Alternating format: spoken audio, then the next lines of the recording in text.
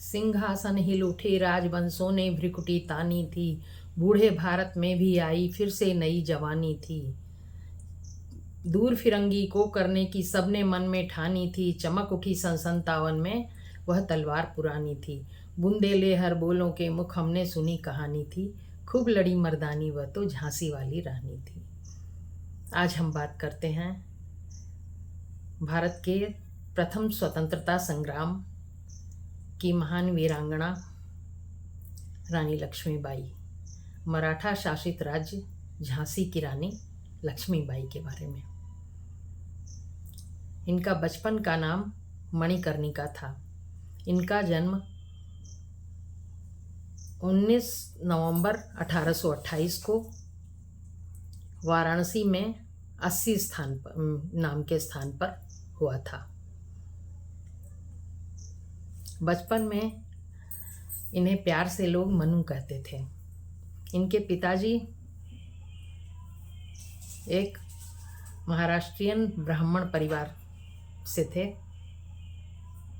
उनका नाम मोरोपंत तांबे था और उनकी माता का नाम भागीरथी बाई था।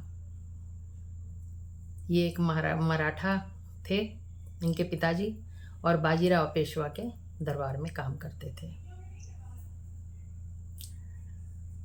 मनु की माता बहुत जल्दी ही देहांत हो जाने के कारण मनु अकेली रह गई, क्योंकि वह अपने माता पिता की अकेली संतान थी। पिता मोरोपंत तांबे जी को उन्हें अपने साथ बाजीराव पेशवा के दरबार में ले जाना पड़ता था। मनु बहुत ही प्यारी और सुंदर लड़की थी, बहुत चंचल। उसे सब लोग छबीली कहते थे। बचपन से ही उसने शास्त्र और शस्त्र दोनों की शिक्षा ली थी। वह कानपुर के नाना साहब की मुंहबोली बहन थी। नाना के संग पढ़ती थी वह, नाना के संग खेली थी। बरछी ढाल कृपाण कटारी उसकी यही सहेली थी। इन्हीं सब चीज़ों के साथ वह खेलती थी। यही उसके खिलौने थे और यही उसकी सहेलियां थी।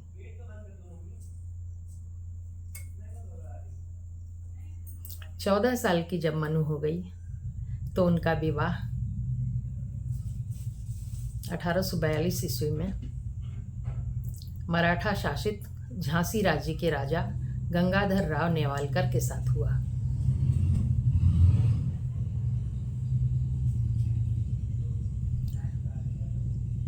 मनु झांसी की रानी बन गई, तब उनका नाम रानी लक्ष्मीबाई हुआ।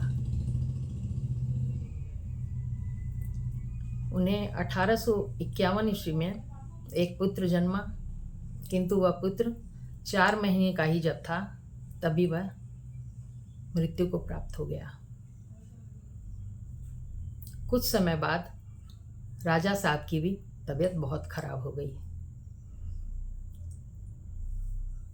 1853 में जब वो बहुत अस्वस्थ हो गए तो एक दत्तक पुत्र लेने की राय सबने दी। तो एक बच्चा गोद लिया गया जिसका नाम दामोदर राव रखा गया। किंतु कुछ ही दिनों में राजा साहब अत्यंत अस्वस्थ होकर मृत्यु को प्राप्त हो गए। रानी पर परेशानियों का पहाड़ टूट पड़ा। अब वह नन्हा सा पुत्र और रानी, किंतु फिर भी घबराई नहीं वो। और अंग्रेज़ों की जो नीति थी राज्य हड़पने की, उसके तहत अंग्रेज रानी की झांसी को लेने के लिए लग गए। रानी ने बिल्कुल कड़े स्वर में एक बात कही, मैं अपनी झांसी नहीं दूंगी। रानी दिलो जान से जुटी रही, किंतु बहुत अधिक बहस होने के बावजूद भी अधिकारियों ने झांसी के पूरे धन को अपने अंडर कर लिया और राजा जी के पर जो कर्ज था उसको पूरा करने का काम रानी के ही सालाना खर्च में से देने की आज्ञा दी। इसी बीच में रानी को झांसी के किले को छोड़ना पड़ा और वह रानी महल में आ गई। फिर भी रानी घबराई नहीं, वो अपनी झांसी को बचाने में लगी रहीं। उन्होंने स्त्रियों की एक सेना बनाई जिसमें सभी वहाँ की स्त्रियों ने सहयोग दिया और एक स्त्री थी उनकी हमशक्ल झलकारी बाई। उस सेना की प्रमुख झलकारी बाई को बना दिया गया। इसी बीच रानी के पड़ोसी राज जो ओरछा, दलिया, इनके राजाओं की भी नज़र झांसी पर थी। उन्होंने झांसी पर आक्रमण किया। रानी ने उनके आक्रमण को विफल कर दिया। किंतु इसी बीच अंग्रेज भी तो झांसी को अपना निवाला समझे बैठे थे। वो भी झांसी की तरफ बढ़ रहे थे। जनवरी 1858 में अंग्रेज झांसी की ओर बढ़ रहे थे।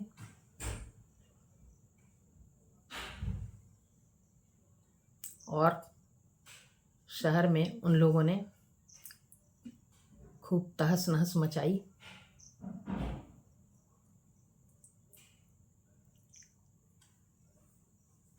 युद्ध हुआ और रानी दामोदर दास के साथ भागने में सफल हो गई। भागकर वो कालपी आई तात्या टोपे के पास। उन्होंने तात्या टोपे से सहयोग लिया और कुछ विद्रोही सिपाहियों को भी मिला लिया और वे सब मिलकर लड़े और उन्होंने ग्वालियर के किले पर कब्जा कर लिया।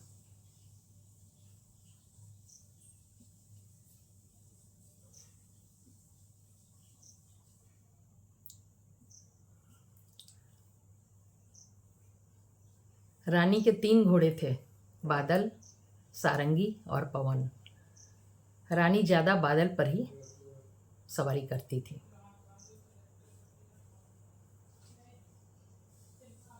1858 जून में अंग्रेजों ने हमला बोला और वे रानी अंग्रेजों से लड़ते लड़ते वीर गति को प्राप्त हो गई। रानी ने साहस नहीं छोड़ा, वह दिलो जान से लड़ी और जो उनका कहना था कि मैं जीते जी अपनी झांसी नहीं दूंगी, वो उन्होंने अपना प्रण पूरा भी किया। रानी ने जीते जी झांसी नहीं दी। दामोदर राव भी उसी युद्ध में मृत्यु को प्राप्त हो गया क्योंकि वो भी रानी के साथ उनकी पीठ में बंधे हुए थे।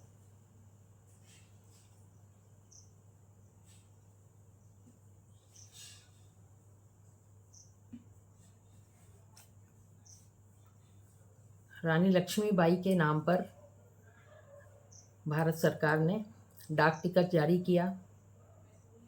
सोलापुर में उनकी एक बहुत बड़ी मूर्ति है। वाराणसी में भी उनके जन्म स्थान पर बहुत अच्छा स्थान बना हुआ है उनका। रानी को जितना सम्मान दिया जाए वह कम है। वह बहुत बड़ी वीरांगना थी। कितना साहस था उनमें। उन्होंने लड़ाई में अंग्रेजों के दांत खट्टे कर दिए। कितनी छोटी उम्र की रानी, कितनी विपत्तियों का पहाड़। हम सोच सकते हैं कि क्या हुआ होगा, पर भी रानी ने वीरता का दामन, साहस का दामन, दृढ़ता का दामन नहीं छोड़ा।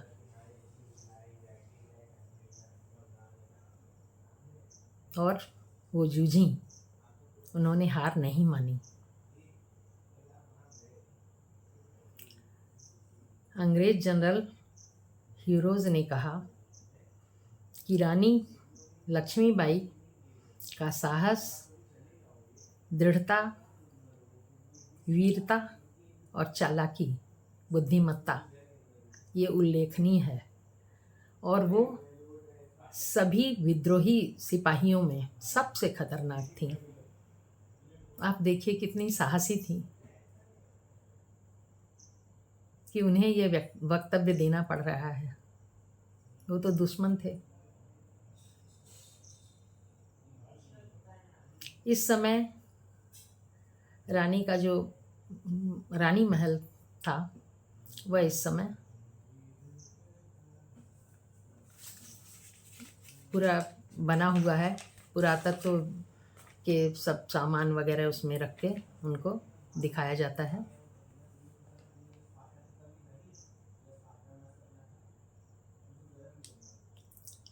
अब हम बात करते हैं कि रानी की हार हुई कैसे।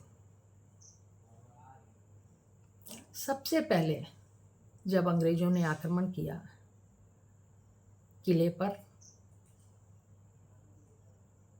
तो बहुत दिन तक, कई सप्ताह तक जूझते रहे अंग्रेज, किंतु सफलता नहीं मिली। किला बहुत मजबूत था। किले के 10 द्वार थे और कोई भी द्वार खुलने को तैयार नहीं था। इतना समय अंग्रेजों का बीता, परेशान वो हो गए। किंतु तभी रानी के विश्वस्त सिपाहियों में से एक ने, जो दुल्हाजू नाम था उसका, उसने गद्दारी करके अपने उस द्वार को खोल दिया अंग्रेजों के लिए, कुछ थोड़े से धन के लिए, जिसकी तैनाती में वो था।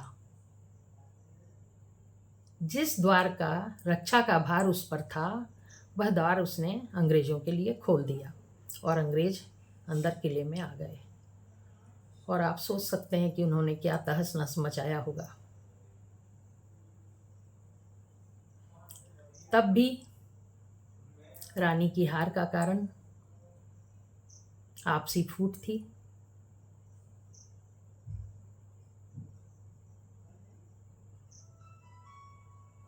यहाँ तक कि अगर सारे राजे महाराजे उस समय मिलकर एकजुट होकर अंग्रेजों से लड़ते तो जीत हमारी होती।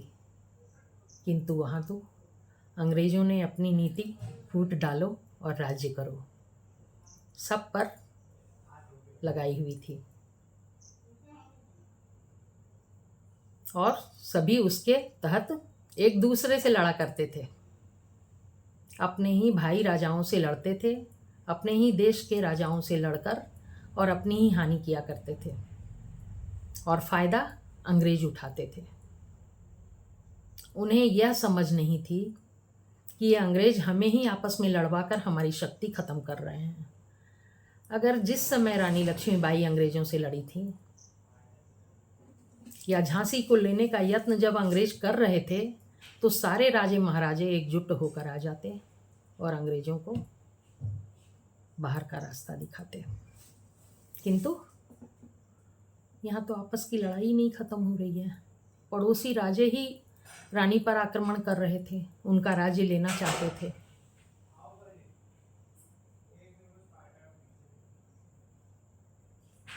और आज भी हमारे देश की स्थिति वही है।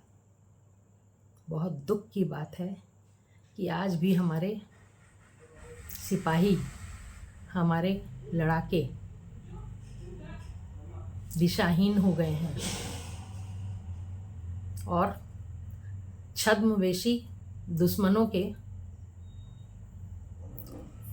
कुचाल में फंसकर दुश्मनों के ही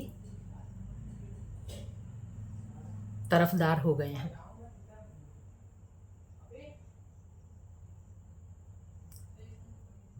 आज भी भारत में जगह जगह दूल्हाजू जैसे गद्दार देशद्रोही बैठे हुए हैं और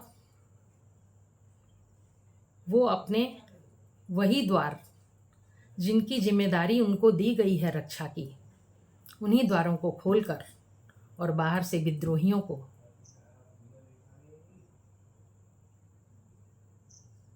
अंदर घुसा रहे हैं।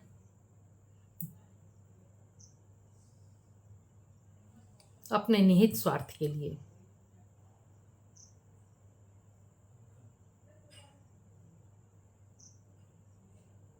कुछ विदेशी शक्तियों को भारत की उन्नति, बढ़ती हुई आर्थिक उन्नति, शैक्षणिक क्षमता, पारमाणविक शक्ति की तरफ से उन्नति, उसका विकास, विश्व मंच पर भारत का बढ़ता हुआ मान सम्मान कुछ अच्छा नहीं लगता है। कष्ट होता है उनको इससे। तो वे क्या कर रहे हैं? वे इन्हीं गद्दार दूल्हाजू जो अभी भी हमारे देश में बैठे हैं, उनको धन से खरीद कर और हमारे देश में ही अस्थिरता फैलाना चाहते हैं, गृह युद्ध कराना चाहते हैं।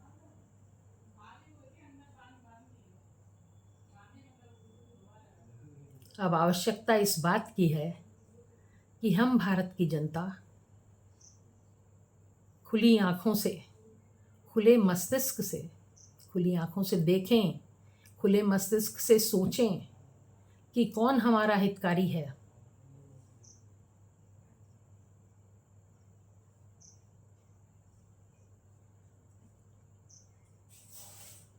कौन राष्ट्र का हित सोच रहा है और कौन अपना हित सोच रहा है। कौन अपनी धाती को बढ़ा रहा है और कौन राष्ट्र के मान सम्मान को, धन को, क्षमता को बढ़ाने में लगा है। ये हमें देखना ही होगा। हमारे देश में प्रजातंत्र है और प्रजा का ही है ये देश। प्रजा की, प्रजा के लिए और प्रजा के द्वारा ये सरकार ऐसी है। तो प्रजा नींद में नहीं सो सकती। प्रजा को जागना ही होगा।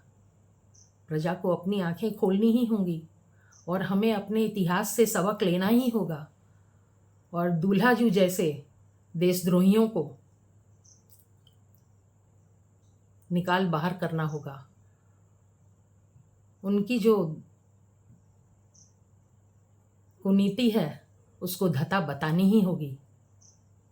ये तभी संभव है जब हम सब जाग जाएं और कि उनकी कुचाल में न फंसे, क्योंकि ये तो वही है कि आप पहचान नहीं रहे हैं। पंचतंत्र की कहानी, बगुला एक एक करके सारी मछलियों को खा गया था, एक अच्छे से तालाब में ले जाने का ख्वाब दिखाकर। तो हम उस बगुले को पहचानें। और एक नहीं है बगुला, यहाँ तो बहुत सारे बगुले हैं। सारी मछलियों को समेट देंगे। मछलियों को ही समझना होगा और बगुले से बचना होगा। हम राष्ट्रहित को एक नंबर पर रखें। अपने क्षुद्र हितों के लिए, अपनी छोटी छोटी मांगों के लिए, हमारी ये मांग नहीं पूरी हुई, हम इसको नहीं मानते। हमें चुनना होगा, हमें किसका साथ देना है, हमको किसको आगे बढ़ाना है। उनको जो देश को आगे बढ़ाएं, जो राष्ट्र का हित देखें, अपने फायदे के लिए जो नहीं करें। हमें अपने इतिहास से शिक्षा लेकर अपने गौरव को बचाना होगा। रानी लक्ष्मीबाई के जीवन से हम स्त्रियों के लिए, हमारी बालिकाओं के लिए बहुत बड़ी शिक्षा है। आप देखिए उनका जीवन। एक नन्ही सी बालिका, 14 साल की बच्ची का विवाह हो जाता है, वो रानी बन जाती है और आगे इतनी जिम्मेदारियों का पहाड़ आ जाता है। एक बच्चा होता है, उसकी भी मृत्यु हो जाती है, पति की भी थोड़े दिन बाद मृत्यु हो जाती है। चारों तरफ से लूट खसोट की स्थिति, राजे महाराजे, अंग्रेज, लेकिन रानी घबराती नहीं। उनके पास कोई अनुभव नहीं है, सिर्फ साहस है, दृढ़ता है, बुद्धिमानी है कि उस क्षण हम क्या करें। यही ज्ञान हमारी युवतियों को, हमारी बच्चियों को, हमें सबको लेना है। और किसी भी परिस्थिति में कैसी भी दिक्कतें आएं, डरना नहीं है, घबराना नहीं है। धीरज के साथ, साहस के साथ, बुद्धिमानी के साथ जूझें और स्थिति को जीतें।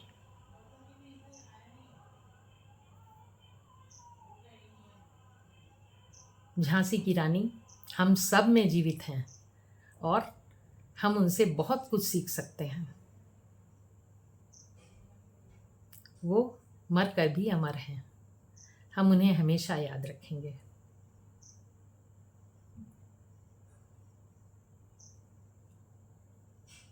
हम झांसी की रानी को नमन करते हैं।